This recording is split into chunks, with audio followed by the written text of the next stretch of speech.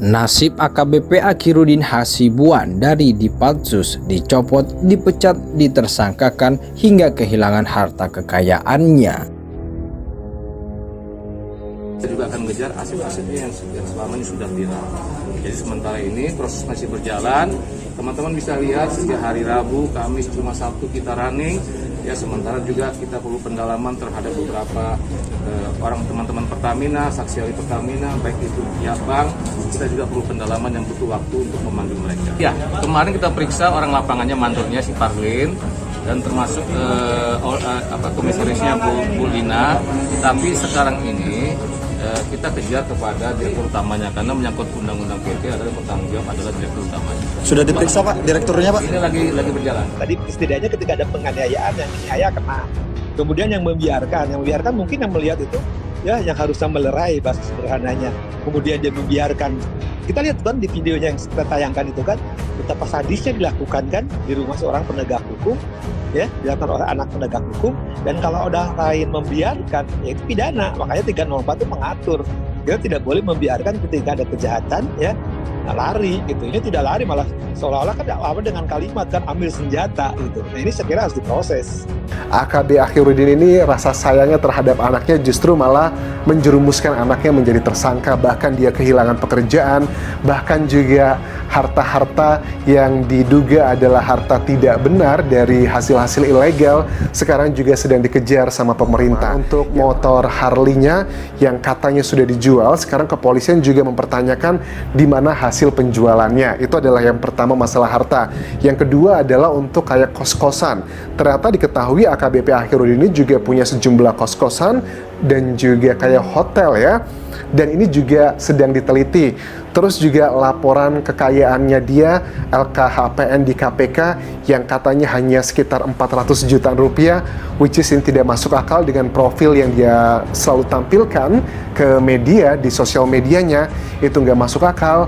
Itu juga sekarang sudah mulai ketahuan. Punya ruang dan kewenangan untuk menentukan kewajaran KPK. Makanya kemudian LHKPN-nya sedang dicek. Artinya kesesuaian antara harta yang kemudian dia miliki, profil yang dia laporkan, dan yang pada faktanya dimiliki, ini kan juga ada yang nggak sesuai. Artinya ketika ada pemblokiran rekening sampai puluhan miliar, itu kan juga akan coba dicek. Kok lapornya cuma 400-an juta, ya bahkan 2011, 2021 itu kalau lihat dari pemberitaan, itu kan juga laporannya sama aja. Nggak ada pertambahan maupun nggak ada pengurangan. Padahal pada faktanya sampai ada pemblokiran rekening puluhan miliar. Itu kan berarti sesuatu yang dianggap tidak wajar. Makanya kemudian ada tindakan dari penegak hukum yang sampai berani melakukan blokir rekening. Bak sudah jatuh tertimpa tangga pula, seperti peribahasa itulah nasib AKBP Akhirudin Hasibuan. Mantan Kabag Binops Direktorat Reserse Narkoba Polda Sumut itu harus menerima nasib Dipatsus, dicopot, dipecat, ditersangkakan hingga kehilangan uang bulanan, dan anaknya juga jadi tersangka. Akibat ulah anaknya, Aditya Hasibuan menganiaya seorang mahasiswa bernama Ken Admiral. AKBP Akhirudin Hasibuan harus ditempatkan khusus atau patsus oleh Divisi Profesi dan Pengamanan Polda Sumut. Jadi nilai melanggar kode etik kepolisian karena membiarkan penganiayaan terjadi di depan matanya. Selanjutnya AKBP Akhirudin Hasibuan dicopot jabatannya sebagai Kabag Binops Direktorat Reserse Narkoba Polda Sumut. Sidang majelis etik kemudian dinyatakan AKBP Akhirudin Hasibuan bersalah dan dijatuhi sanksi pemecatan atau pemberhentian dengan tidak hormat di bidang Propam Polda Sumatera Utara pada hari ini Selasa 2 Mei. Majelis Komisi Kode Etik memutuskan AKBP Akhirudin melanggar kode etik profesi polisi sebagaimana yang diatur dalam pasal 5, pasal 8, pasal 12, pasal 13 Peraturan Polri nomor 7 tahun 2002. Kapolda Sumut Irjen Pol Panca Simanjuntak menegaskan anggota Polri tidak sepantasnya membiarkan kejadian penganiayaan terjadi di depan matanya. AKBP Akhirudin Hasibuan sebagai perwira Polri semestinya melerai dan menyelesaikan masalah tersebut.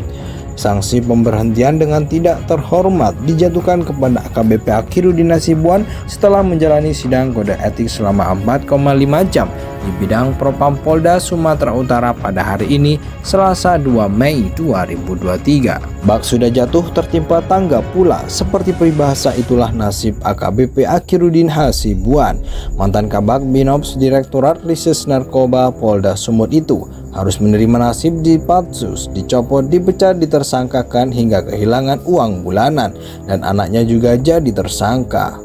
Akibat ulah anaknya, Aditya Hasibuan menganiaya seorang mahasiswa bernama Ken Admiral. AKBP Akhirudin Hasibuan harus ditempatkan khusus atau patsus oleh Divisi Profesi dan Pengamanan Polda Sumut.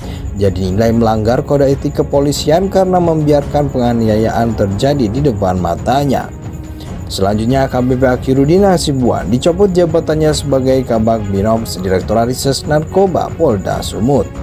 Sidang majelis etik kemudian dinyatakan AKBP Akhirudin Hasibuan bersalah dan dijatuhi sanksi pemecatan atau pemberhentian dengan tidak hormat di bidang Propam Polda Sumatera Utara pada hari ini, Selasa 2 Mei. Majelis Komisi Kode Etik memutuskan AKBP Akhirudin melanggar kode etik profesi polisi sebagaimana yang diatur dalam Pasal 5, Pasal 8, Pasal 12, Pasal 13 Peraturan Polri Nomor 7 Tahun 2002.